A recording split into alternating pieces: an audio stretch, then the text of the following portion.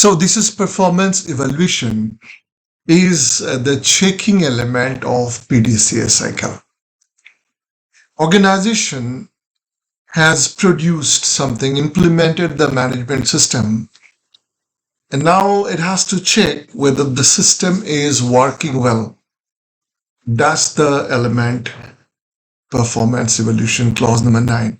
There are three sub clauses in this: 9.1, 9.2, and 9.3. Let's look at what the standard is really talking about.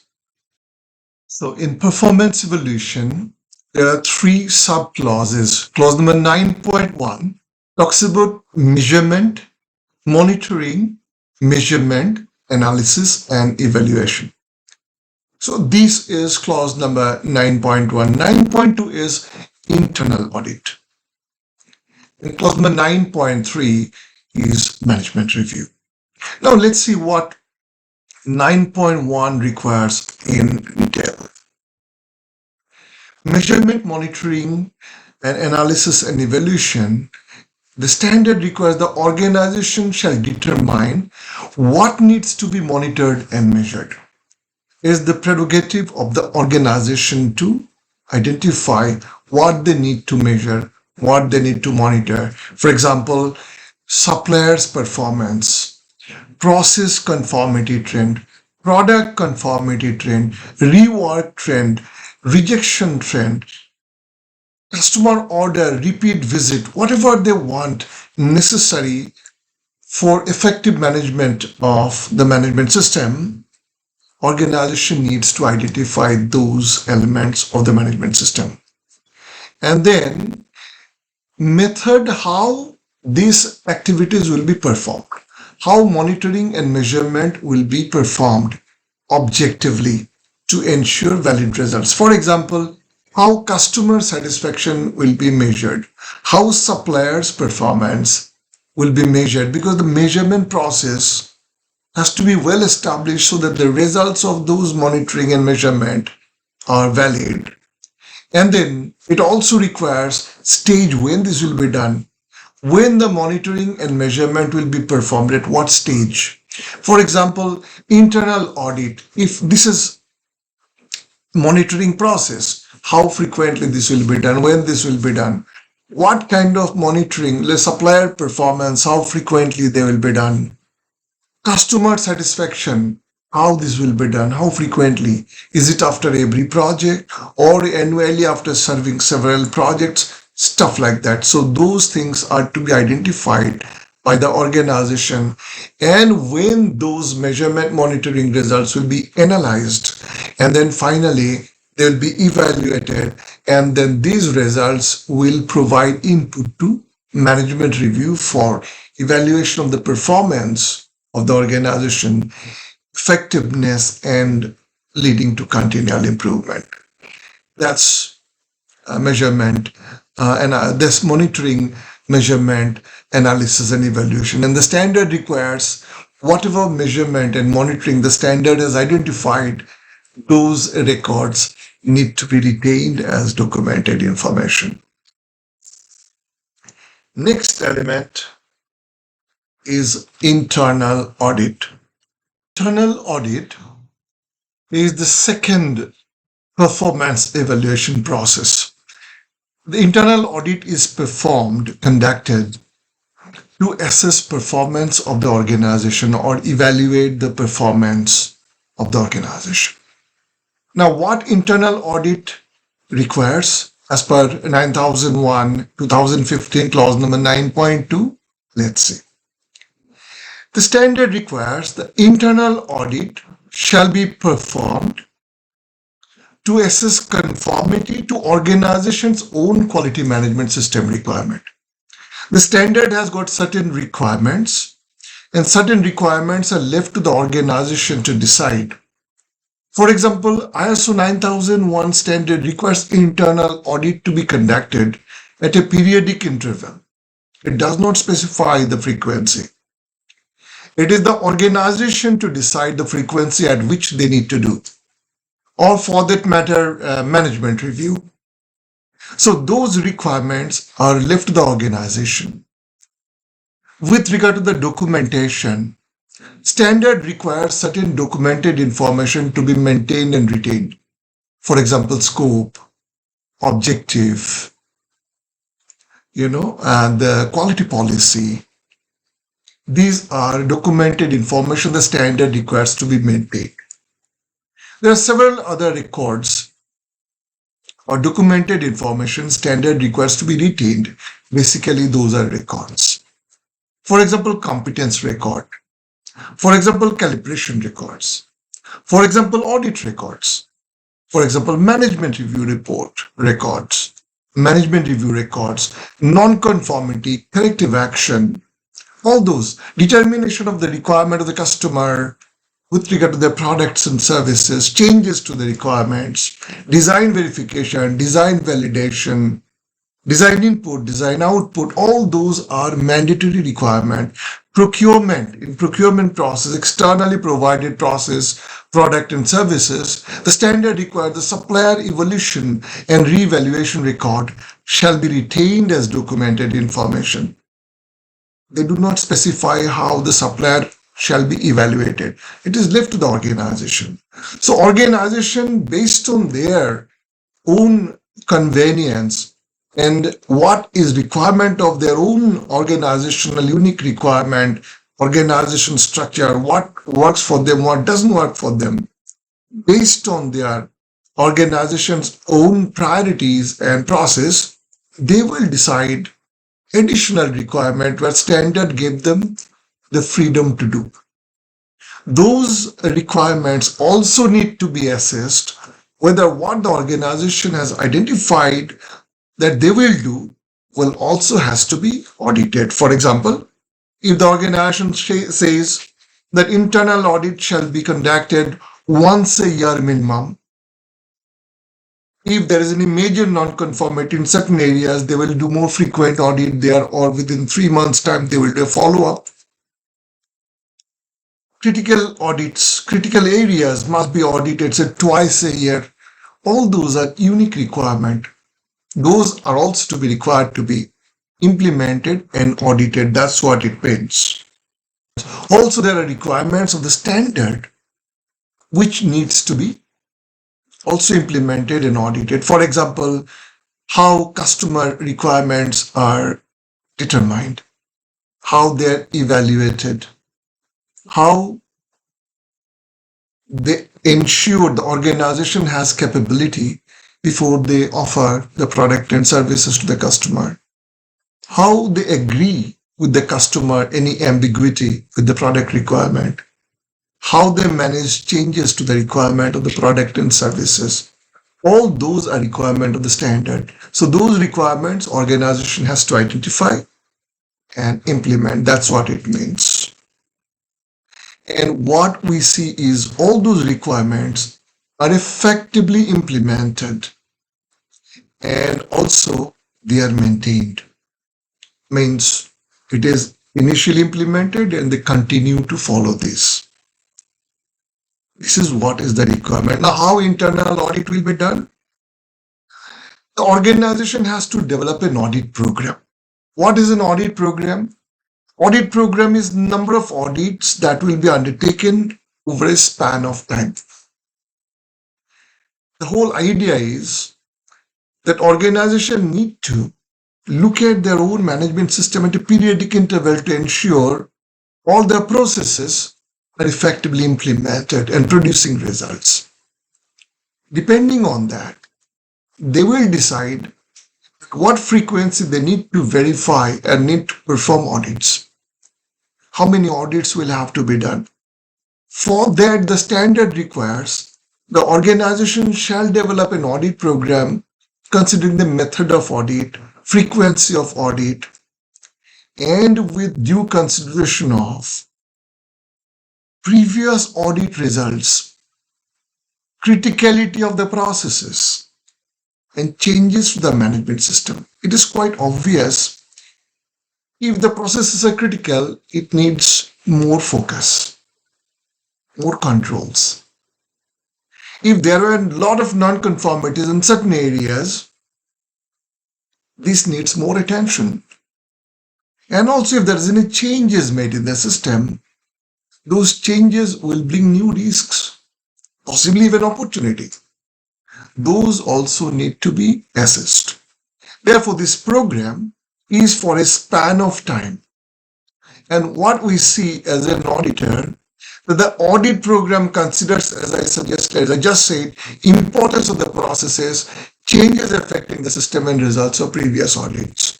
Once this is done, then you have to implement that program. It's not one audit. It's not one audit. Now, based on that, the program that has been established has to be now implemented. And we see whether this program has been implemented. If there are 2 audits to be done, these 2 audits are happening as per the plan. This means the implementation of the program is our focus, not individual audit alone. And then in the audit program, you have to have scope, what will be covered, and the criteria, the requirement against which the audit will have to be done.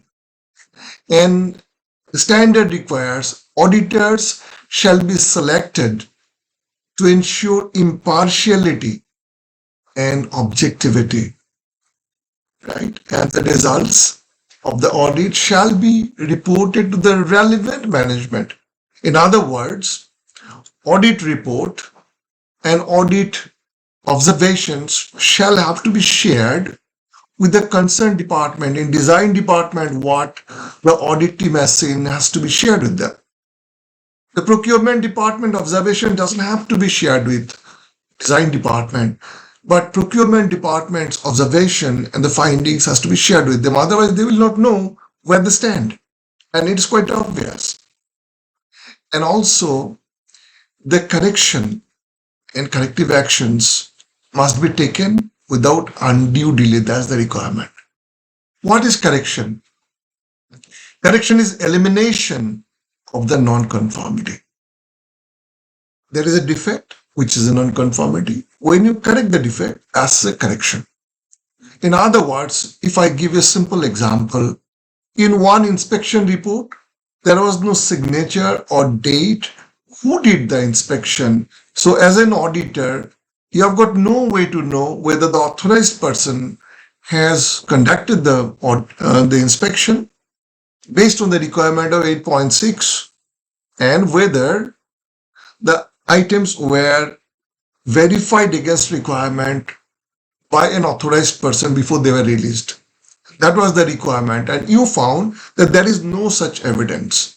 So when they say yes, Mr. X has done this inspection and there is other report and they have updated and corrected the error, that is correction. Now, corrective action is elimination of the root cause or causes of the problem. Now you come in more depth and detail why these record did not have those features, did not have who did the inspection, when this was done, which date this was done. Otherwise, you will not have any evidence that the items were inspected and met the requirement before they have gone to the customer. Maybe there was huge pressure on them, they did not have time or whatever reason, or they might have forgotten. Whatever could be the reason, that has to be identified. And once this is identified, corrective action will address why this correction, why this deviation to the requirement came in existence, why it happened. So once you take action on those things, that is corrective action. And the standard requires those actions for correction and corrective actions shall be taken without undue delay. It doesn't say that within 7 days, 10 days, 15 days, or whatever time. Standard does not know. It depends on the complexity of the non-conformity, organization's priorities, and severity of that non-conformity in their overall management system. The time for addressing those will have to be defined and agreed and implemented. So if something requires 7 days time in best judgment, of the auditor team, you have to agree as an audit team when the corrective actions are done. And in an internal audit, they will agree that within 7 days, 10 days, 15 days, 1 month, whatever time they feel is pragmatic, it has to be done. And a follow-up is done that within this defined timeline, they have been closed down. That's all about this. And also the standard requires internal audit results are retained as documented information. And also it requires the internal audit results shall be retained as documented information. Now let me show the process how internal audits are conducted or audits are conducted. So let us talk about audit planning process.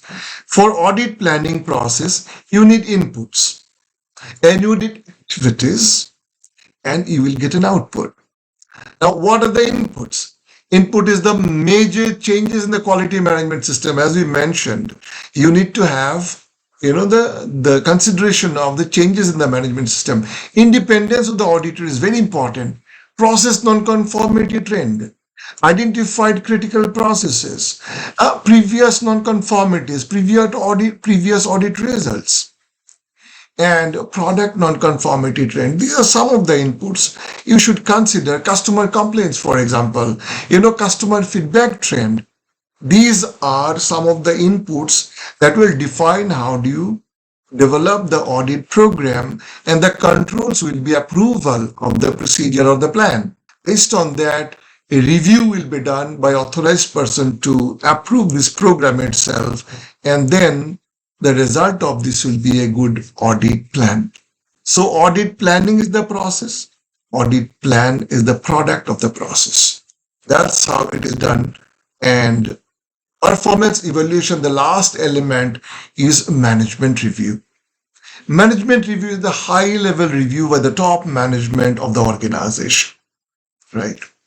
What the management review is required is performed to ensure continuous suitability of the quality management system and adequacy and effectiveness and its alignment of the management system with the strategic direction. What does it mean?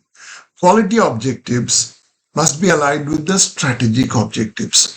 Reduction in repair will enhance the profitability. Now, the organization is not investing in new technology. They are saying with the existing process, do better job, reduce repair and rejection, and thereby enhance profitability. Reduce repair, reduce rejection. By doing so, you improve the productivity. Now, this can be done even by higher quality machines, higher productive machines, which will need investment, but it depends on the management decision. So, this could also be a requirement to introduce higher productive machines or more sophisticated machine, more precision machines, stuff like that. So, whatever is required will be part of the resource that will be required as a part of the decision from the management review process. So what the standard requires is quality management system has to be aligned with the strategic direction or business direction of the organization. Now, what is required is in the management review, what is done? The management review will consider the inputs. The management review inputs will come from the internal audit, supplier performance, or contractor's performance, their own product process conformity trend, which we have done in 9.1. All those analysis results will be part. 9.2 internal audit results will be part of the management review. How the risks and opportunities, the context is changing. What are the new types of risks coming up? What kind of opportunities are emerging? So an eye on risk and opportunities on a continued basis is a requirement for the input of the management review. You will have to see the new risk, new business opportunity, the need for improvement, effectiveness of management system, and all those kind of informations are taken as input in management review, and then decisions are made. What will have to be done? And of course, the previous management review agenda, if there's any pending issues, whether previous management review activity that were planned or the decisions have been implemented or not, And by doing that, your decision will be further improvement, what resources will be required, what additional objectives might come, what kind of preparedness they have to have, what kind of improvement is required, what kind of support might be required. All those are part of management review output, and the organization shall retain evidence of those management review. That's the requirement of the standard. That's how clause number 9, performance evolution, has been structured.